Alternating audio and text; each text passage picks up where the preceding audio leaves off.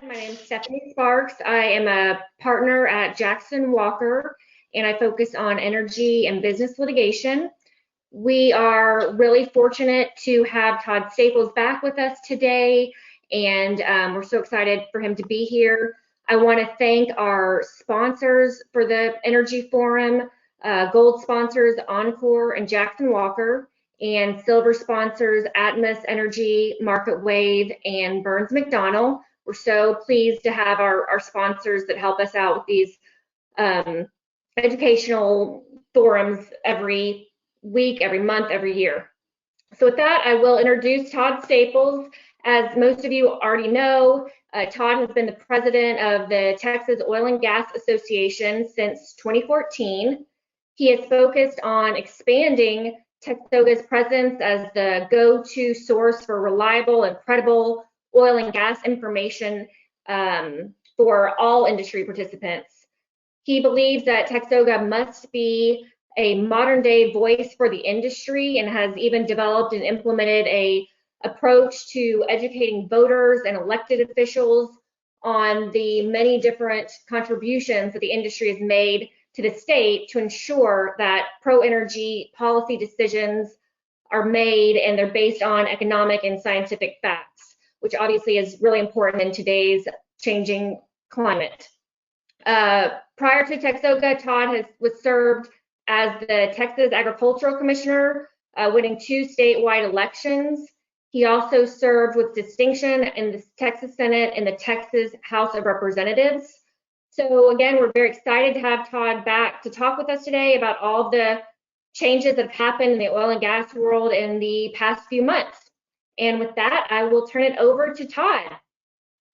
Well, thanks, Stephanie and Ken and Jeff and all of you for the chance to be with you this morning. It does seem like a lifetime of activities have occurred since January when we were all together and enjoyed a good meal. I certainly wish we were duplicating that today. And so what I really wanted to do today was to just give a little brief recap of what the industry was and then walk through the challenges that we're facing today. And as you'll see on the screen there, we have a PowerPoint for you. And then I certainly want to answer any questions that you might have. If we go to the second PowerPoint, just as a reminder about the Texas Oil and Gas Association, we're 100 years old last year. We represent every facet of the industry from upstream to transportation and midstream to downstream to our service companies, including those in the legal and the finance sector that are a part of our association that work in this space. Our association really focuses on 4 primary areas: legislation, regulation, judicial affairs, and then industry and public affairs. And we try to bring everyone together for a unified consensus position. Doesn't always work, as you might imagine, but we really strive for that. And then we work aggressively to accomplish the goals and the mission that's been laid out. Going to the next slide are headlines on the left-hand side that you will see on your screen here in just a second that discusses the real difficult situation that we're in. If we can go to that next slide for the viewers.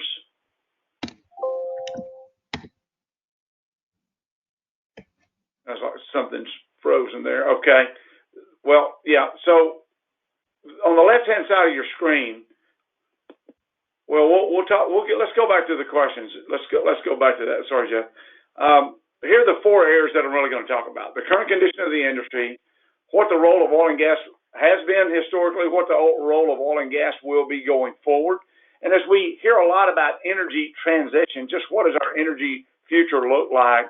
And then what role that each of us can play. So let's go ahead and move to that next slide now. And we can see here on the left-hand side of your screen just how bad it was. We know, and is today, the world uses about 100 million barrels of oil a day. Demand stopped overnight. The brakes were hit overnight. It obviously didn't evaporate completely, but as you know from staying home and the little bit that you've meandered about, you've seen that the demand for product, whether it's airlines or gasoline transportation, has dropped precipitously. Some say it dropped by 20 million barrels a day. Other estimates indicate it dropped as much as 30 million barrels a day. So you have supply continuing to grow while demand dropped. And you can't just shut off oil and gas overnight. It is a process. It's like a freight train moving. You don't stop it on a dime. And so you had supply continuing to grow while demand evaporated overnight. This is the difficulty that the industry faces, and it is extremely catastrophic, historic circumstances. You had not only demand destruction that occurred, but at the same time, the Saudis and the Russians were in a war, and so the way they were going to solve that is to increase production. And so that exacerbated the problem, amplified the problem rather,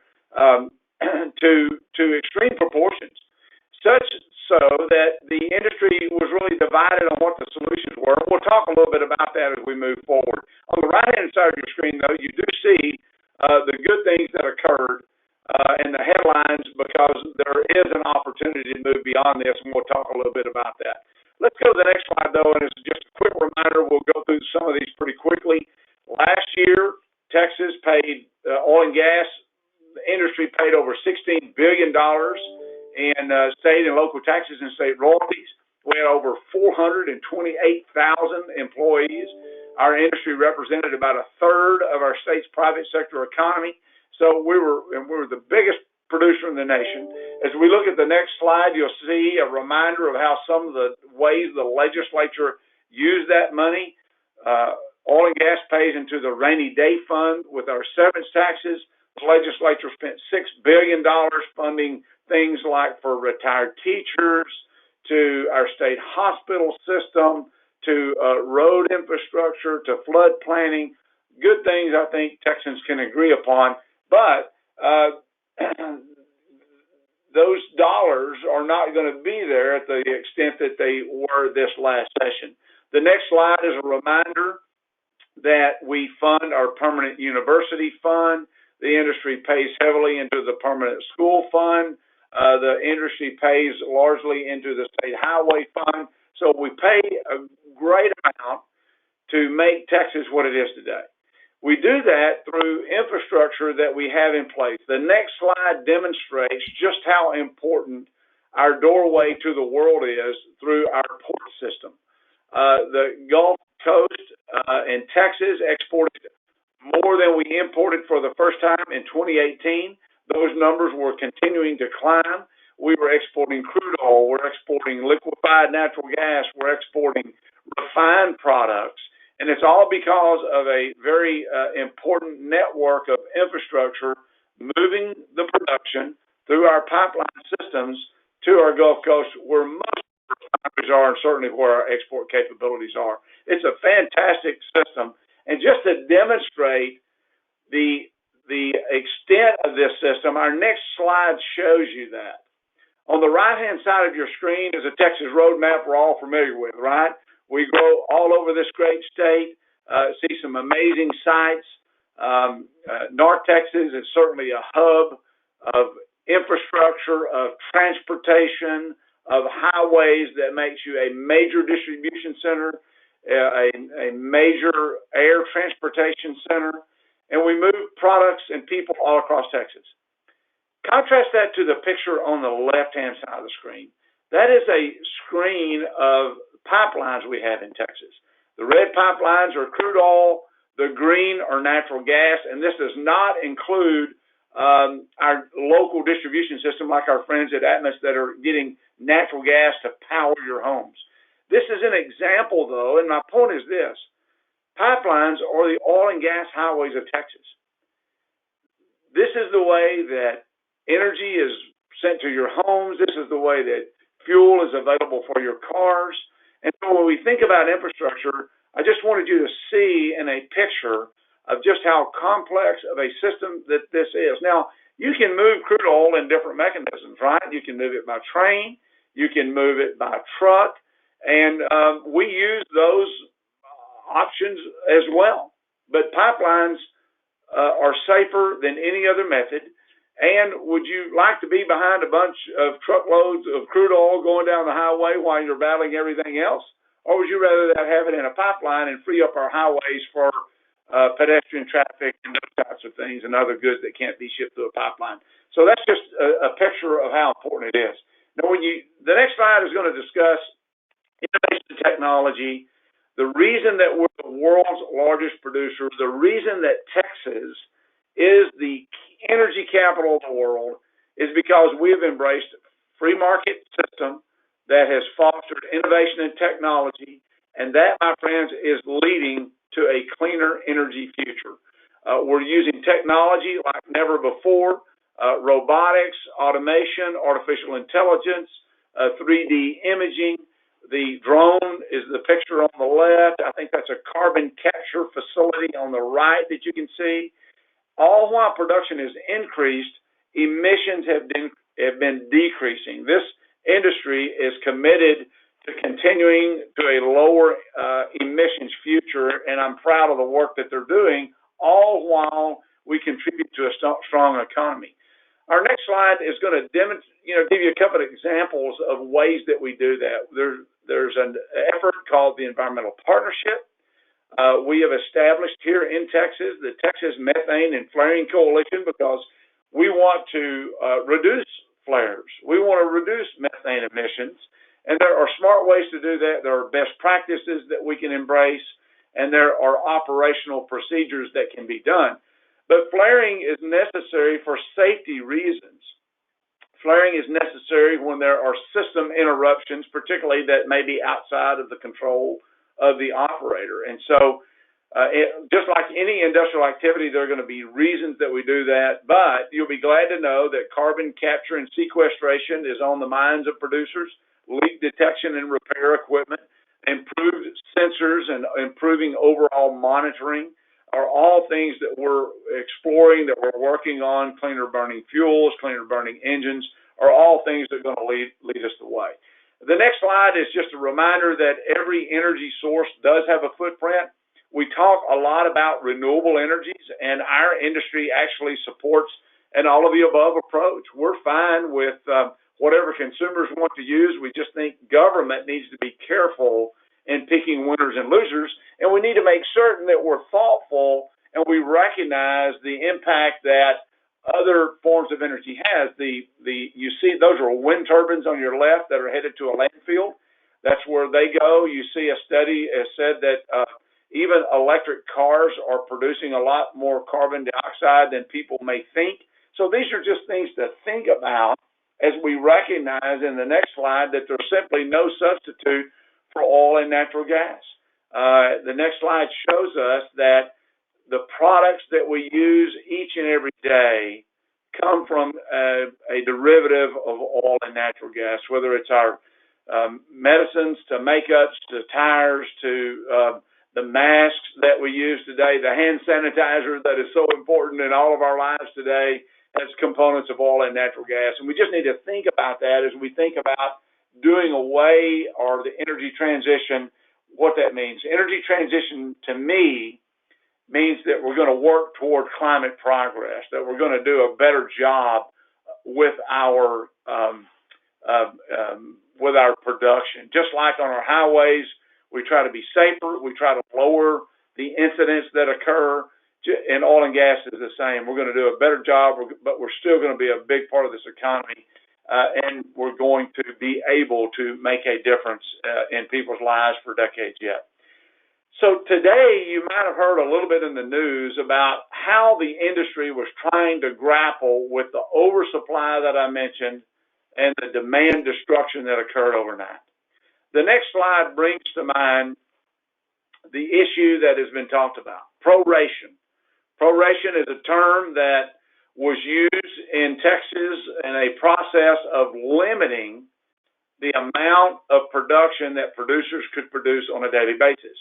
It was started because back when oil really became developed in Texas, you just produced as much as you could, and you needed to do that because Jeff might be my neighbor and Stephanie is on the other side. And if they're producing their oil, they're getting my oil. And so everyone had to produce as much oil as they could, and they would overproduce, and then they would store that oil in open pits. And then those open pits would dry up, and you'd have a slurry or something like a wet asphalt at the bottom of that open pit. It was very serious environmental problems. And so the state stepped in and said, look, we need to make certain that we protect correlative rights and we don't infringe on our neighbors. And so for a while there, they limited production based on what refiners said they needed to supply the demand from producers. And if you think about it, back in that day, Texas produced a substantial amount of the world's supply. Today, we don't play that big a role, although it is an important one in that we are the world's leader. It's not like we produce 20, 25%. Prior to the pandemic, we were producing about 5% of the world's supply. So that's kind of the dynamics. We had some producers who were really concerned, I think rightfully so, about the future of the industry and the catastrophic circumstances. Some petitioned the commission to go back to prorationing. The industry thought long and hard about that, and we concluded that producers individually could more efficiently and more effectively curtail their production. And on the next slide, you will see that announced capital expenditure reductions declined by over $56 billion in just a month's time period, basically. Our rig count dropped and was cut in half from what it was at the beginning of March. The reality is this: if it costs you $8 a pound to make barbecue and you can only sell it for $4 a pound, you need to stop making barbecue. You really don't need the government to tell you to do that. And industry responded rapidly, quickly, and more efficiently. It hasn't been without pain. The substantial number of energy employees have been furloughed. Many of them have lost their jobs. Wells have been shut in. Royalty owners are losing paychecks today because oil isn't being produced. The state's budget has been severely impacted when you have this level of decline. When oil and gas is producing and drilling new wells and laying new pipelines, there is a ton of sales tax that are paid that state and local government will no longer have. And so it is very serious, but the market is responding. It's doing it in an appropriate way.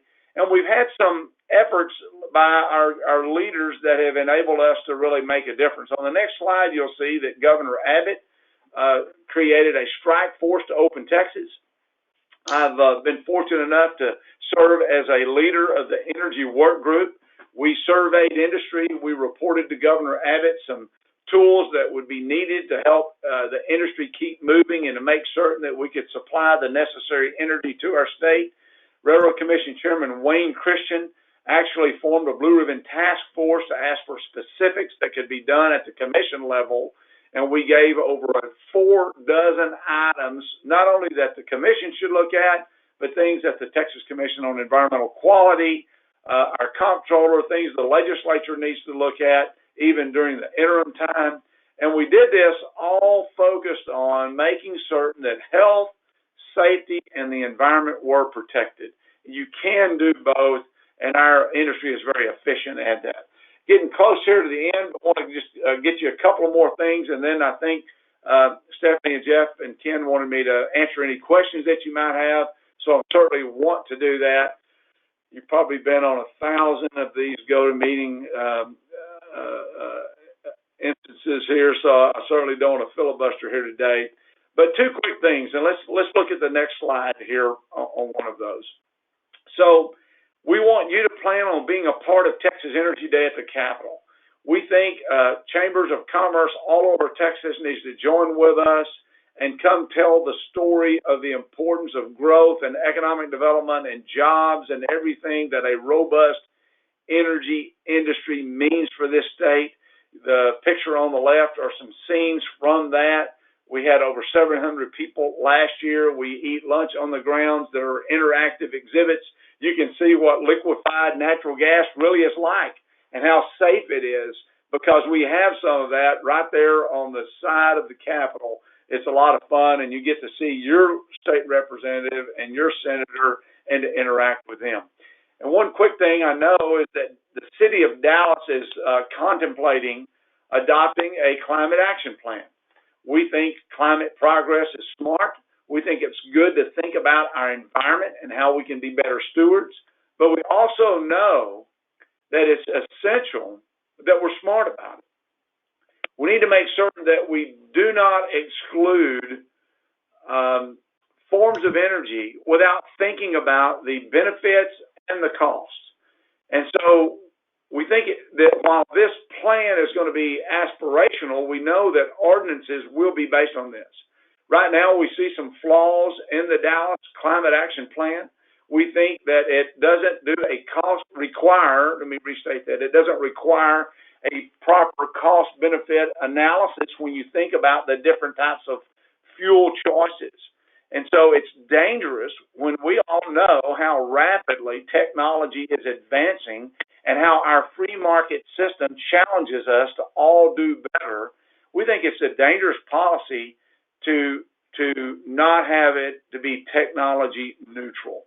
And so as the North Dallas Chamber thinks about engaging, and as you do as business owners, we would ask you to challenge the city to step back, to think about how to make it technology neutral and to not lock yourself into one technology source. The city of Georgetown did that on their energy source, and they are paying dearly at extremely high prices and without evaluating what the real impact on our environment is. And so that's something. The last slide, Jeff and Stephanie, is just a reminder that if you want to know more, you can take your cell phone and you can text me at 52886. That's the only number you need to use.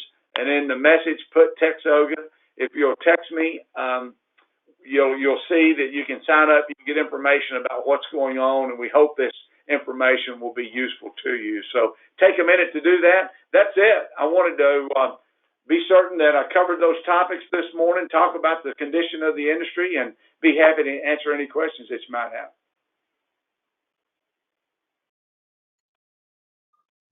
Thank you, Todd. I need to figure out how to stop sharing my screen now.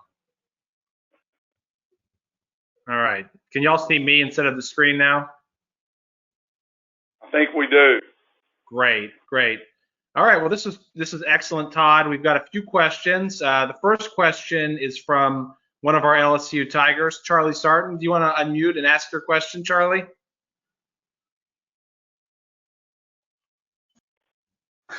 So, Todd, there's a whole lot of misinformation about the oil business and the natural gas business. It's in a lot of non-producing states. It's also in a lot of big cities like Dallas that really has a lot of people who aren't familiar with the business. So what are y'all doing? And Texas is okay, but what's the industry doing to educate people to kind of overcome this misinformation? Because there are a lot of people gunning for the industry. Charlie, you're exactly right, and a lot of cities across our nation, and even in Texas, do have a different idea and misinformation. I will tell you this: in Texas, things are changing. We monitor about 60 different anti-fossil fuel groups that are actually active in Texas. Many of them every day spout information that's scientifically false, regardless of what your personal preference may be. It's scientifically false. And so some of the things that we're doing, obviously, if you'll go to our website at texoga.org, txoga.org, you can sign up to be a part of our community action program to get information. The text number I gave you is that. We are asking chambers all across the state, pro-business people, to let's come together and insist that sound science be used from our regulatory agencies. Let's do things with our cities like ask for aspirational goals to be technology neutral when we're looking at a lower emissions future. I am on go-to meetings and conference calls every day explaining these things. We are developing energy ambassadors to where we are providing information to those that want to engage at their local level. We have developed employee mobilization toolkits with the facts about oil and gas so that we can empower employees to tell the positive story of oil and natural gas.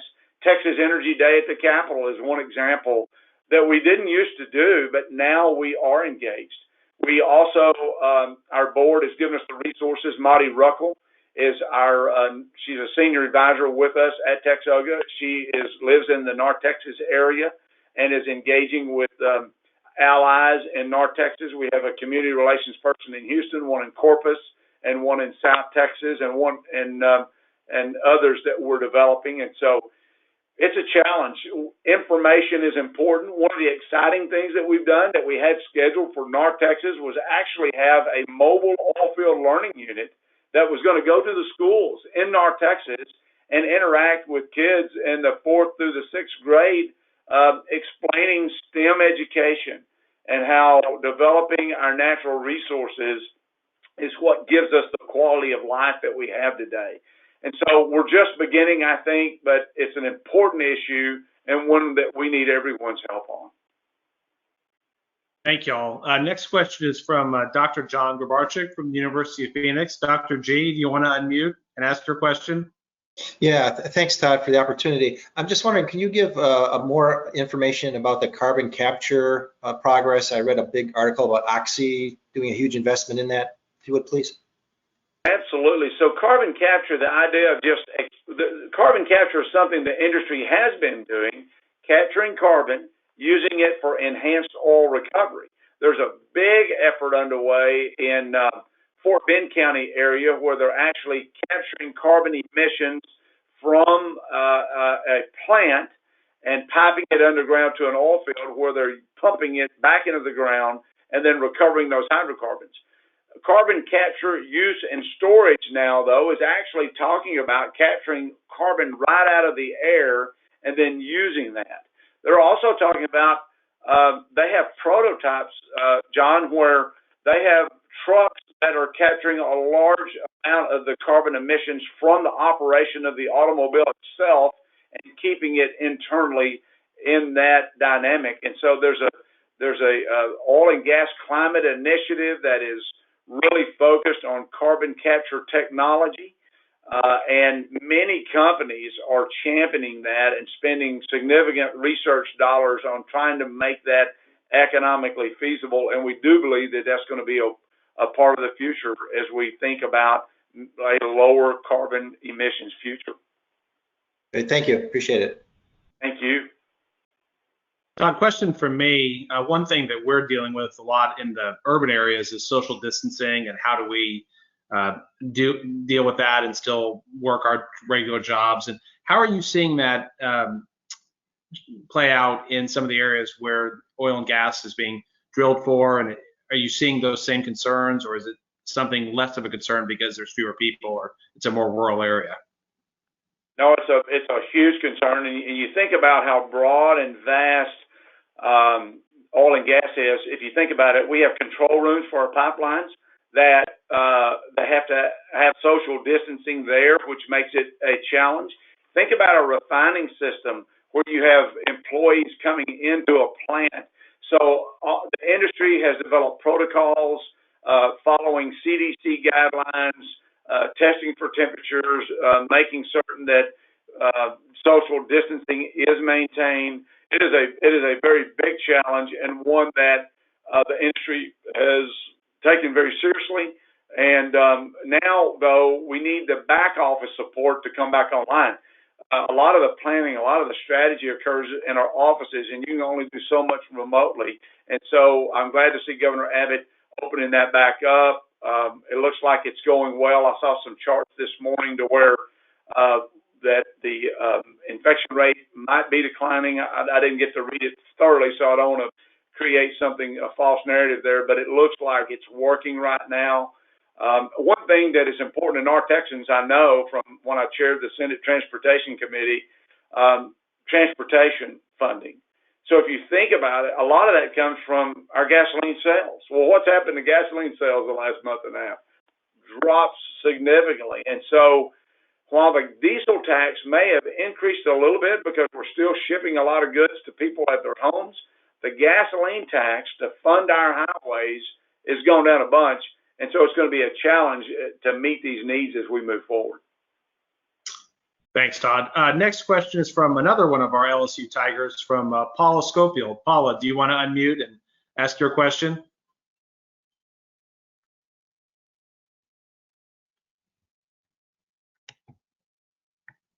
Paula may be having some technical challenges. Paula wanted to know if you could give some more information about what you said happened in Georgetown.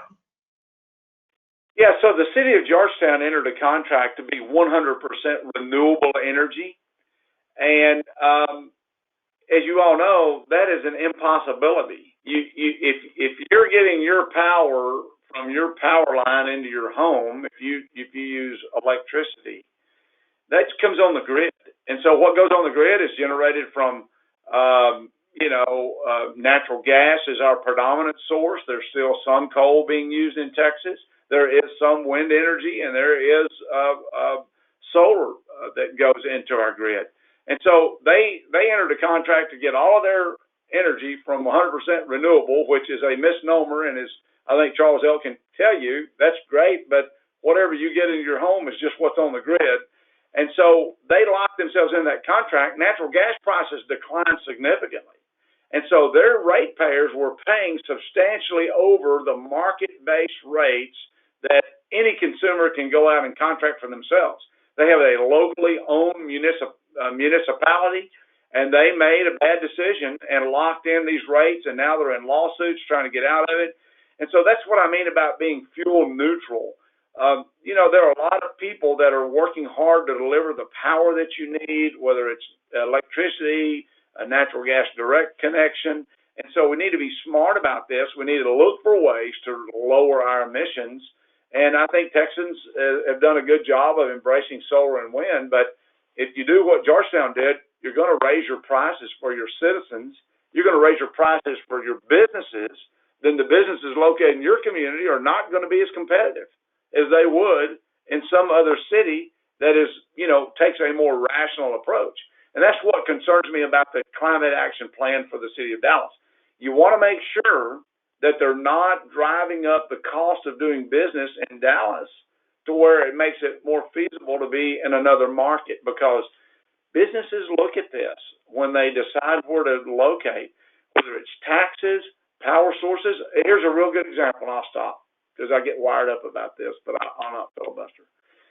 Manufacturing in the United States is in a renaissance period. Jobs that once were located overseas are now coming back to the U.S. and they're coming back to Texas. Why? Because our energy sources, power source has gone down with available, reliable, clean natural gas. My dad worked in a plant for 36 years. Those jobs are gone. But now we're seeing some of those jobs come back because we have affordable energy sources, and we want to make good decisions, and that's why we all need to get involved in what Dallas is doing and talk to your council people, let them know you're concerned about the environment as much as anyone else. You just want to do it in the right format. Thanks, Todd. We've got, I think, a couple questions from Ken Malcolmson. Ken, you're up. Thank you. So, Todd, a couple of things. One, just an observation. Coincidentally, on Tuesday of this past week, we had James McGuire from the city of Dallas give a presentation to us on the CCAP here in Dallas. So we got to hear firsthand what the actual proposal is. And while we applaud the efforts of the city to have a sensible environmental plan, we obviously express similar concerns to what you just described. So just know that the North Dallas Chamber of Commerce is engaged in that dialogue. The question I have for you, Todd, is while we're really suffering mightily in North Texas as a result of the pandemic, and frankly, the collapse of the energy markets, Houston must really be suffering. Compare and contrast the marketplaces, the economic landscape between North Texas and Houston. Yeah, so I think North Texas economic environment is more diverse today than it has been at any other time in its history. And so you will feel the sting of a declined oil and gas market, but with Houston being home to so many energy companies today, the volume of employment is going to decline substantially. In 2014 or 2015, I want to say that we lost close to 100,000 positions in Texas. And then that number never fully recovered. And so if you think about office space, if you think about industrial space, when companies start combining and merging, which we're already seeing that, it's going to be difficult for some upstream producers to merge because of the debt loads that they have. But I think you're going to see the port activity with the volume of exports going to decline some. It's just going to have a multiple effect up and down the line. And so it's going to be very dramatic. It's going to cut into the local sales tax when you take that volume of money outside of the local market. That's going to impact the local units of government in Harris County and beyond. So it's going to be serious business, and serious business for our state. If you think about the role that our industry plays in funding schools, which we're proud to do, that level is going to be lower, and it's going to drop by the tunes of billions of dollars and be impacted at local and state level as well. Thanks, Todd and Ken. Next question we've got is from Carlos. Carlos, do you want to unmute and ask your question? Yes, good morning to everyone. Even though predicting this future is more difficult than any prediction we have to do in prior years, you mentioned some data on what happened from March to May. Can you tell us when do you think the oil market is going to balance out? And during that period, how do you see the effect on the Texas economy in rig count, employment, and all the effects on the economy? Thank you, Carlos. I want to start with a disclaimer. No one making investment decisions based on what I'm about to say, because if you do, you're doing the wrong thing. But I will tell you generally what I'm reading and I'm seeing. So most people think the rest of the second quarter of 2020 is going to be extremely difficult. The Saudis and the Russians didn't start curtailing production until May 1st, I think it was, when they had increased production significantly in April. And so while we've had hundreds of thousands of barrels a day of reductions, not only in Texas, but North Dakota and, any oil and gas producing state, but since Texas, 40% of our nation's market, what we do here in the United States is a big deal. But as I said in the presentation, supply continued to go up while demand dropped overnight. And so you have a built-up supply glut that you have to work through as supply and demand stabilizes. And so we've got existing production that continues to occur, and we're going to have to draw down our supply so that we can get into a more normal balance. We have millions and millions of barrels in storage, and that's a good thing because you never want to run short. You want to make certain that gasoline is available and natural gas is available to make electricity and all the good things. So it's going to be a choppy May and June. Most analysts, it's going to be a lot of volatility. It won't settle down. The forward contract for WTI has picked up strength this last week that has surprised a lot of analysts. And I think that's why, because producers have shut in production.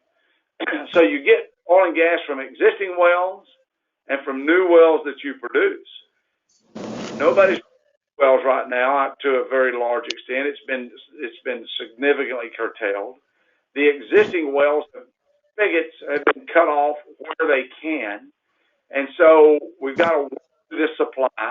The rest of 2020 is not going to be rosy. Right now, the futures market for WTI is still below 30, although I've seen some estimates that say that WTI could get back in the 40s before the year end. We think 2021 will be the year that we get back to a stable position.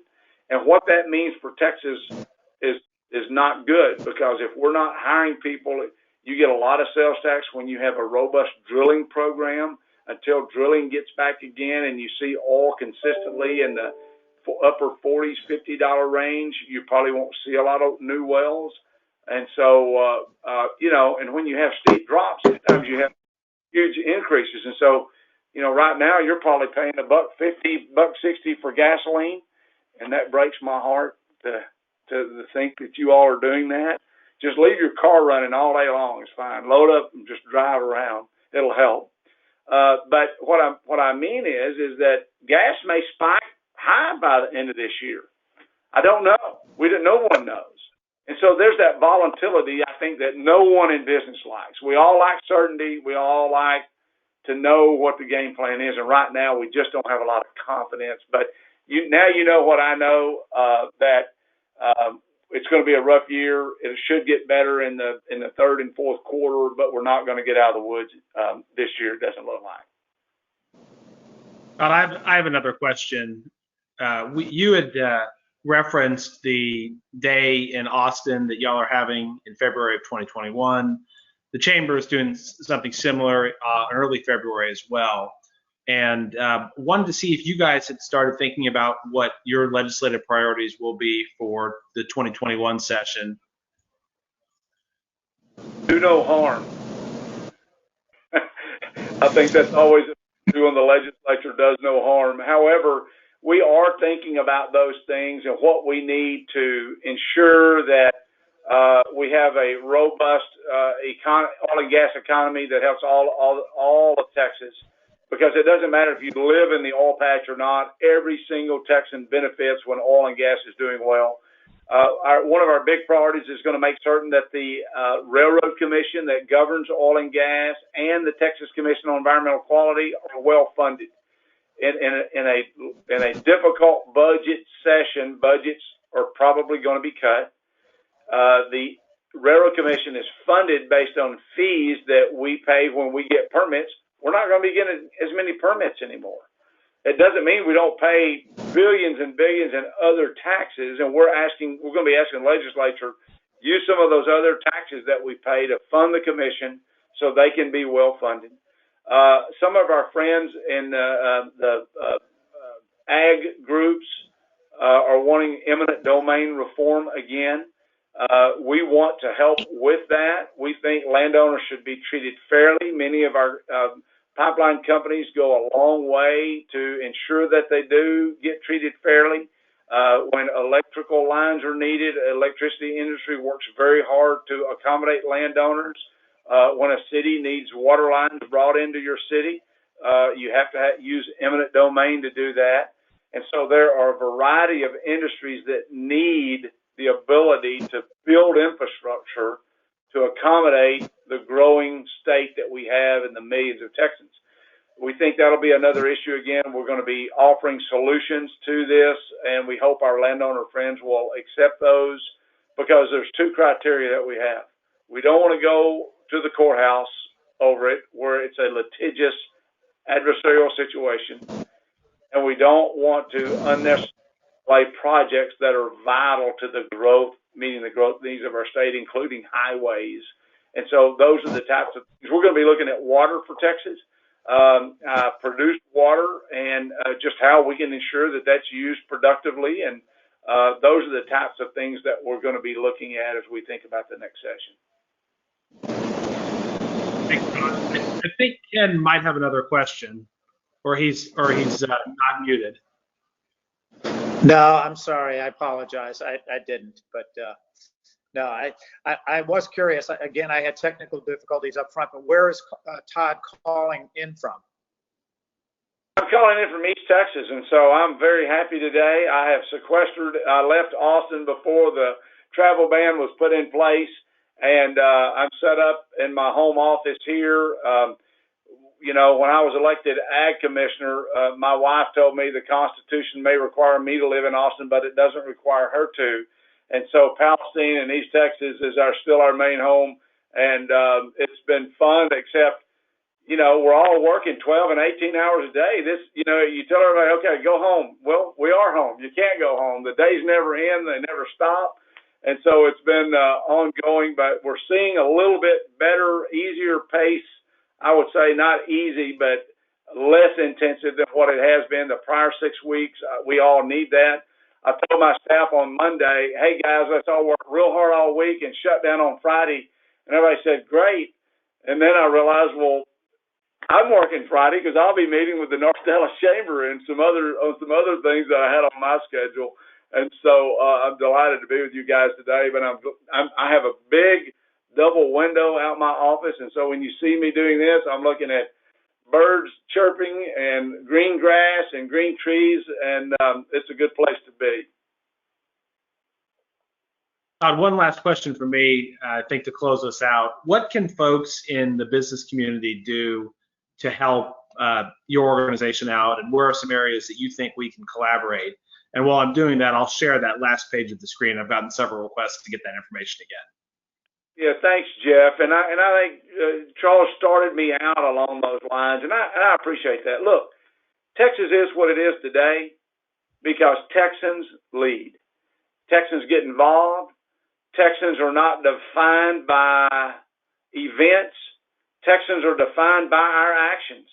And so we need business community to engage and to ensure that common sense decisions are made, and that it's based on sound scientific principles. And so if you can go and text me at 52886 and then the word Texoga using your cell phone just right there as we sit here, that will enable you to make sure that we can keep you updated on what goes on.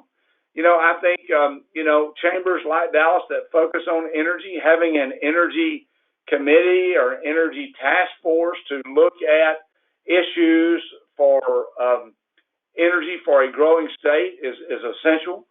Just like the slide that I showed, the transportation network in Texas, we have to have an efficient pipeline network to move product to meet the needs of Texans.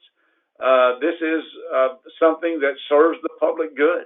And so we all have to be engaged. Go to our website, texoga.org, sign up to get our information. Follow us on Facebook, on Twitter, on all the other formats that you might use in the digital world where we get our information today. And, you know, stay active, stay engaged. You wouldn't be involved in this call this morning if you weren't. But you have to take that message to your friends, to your neighbors, when you're, you know, your family members, and just really educate them. I really like to work with this chamber and these companies as next school season gets underway to get our mobile oil field learning unit into schools that you want that to go in. And Monty Ruckel can work with you. She's our point of contact and has been with us for a long time, does a fabulous job. We want you to work with Monty, and let's find some schools so we can educate kids. I think that's where it all starts and ends, is education anyway. And so let's do that together, and we appreciate your interest and appreciate being with you today. Thank you very much, Todd. We've enjoyed this presentation. A lot has certainly changed since we had you at Jackson Walker back in January, and we appreciate the updates from everything that's going on in the energy world. You had referenced the City of Dallas's environmental plan. Just coincidentally, we had heard from James McGuire and Sue Alvarez on Monday as they presented the plan to us, or excuse me, on Tuesday of this week. And so if anybody's interested in that presentation, it's been recorded, and Lizeth will be uploading it to our video YouTube page shortly if it's not already there. So it's been an interesting week for energy and environmental questions for the chamber, and we appreciate hearing from you, Todd. Thank you again. As a token of our appreciation, the Chamber will be making a donation in your name and all of our speakers' names for the year to the North Texas Food Bank. So thank you for that. Thanks again to our sponsors, our gold sponsors, Encore and Jackson Walker, and our silver sponsors, Atmos and Burns & McDonnell and MarketWave. And I think we've got representatives from most, if not all, those companies on the call. So thank you all for participating and for your sponsorship. And we are adjourned. We will leave the line open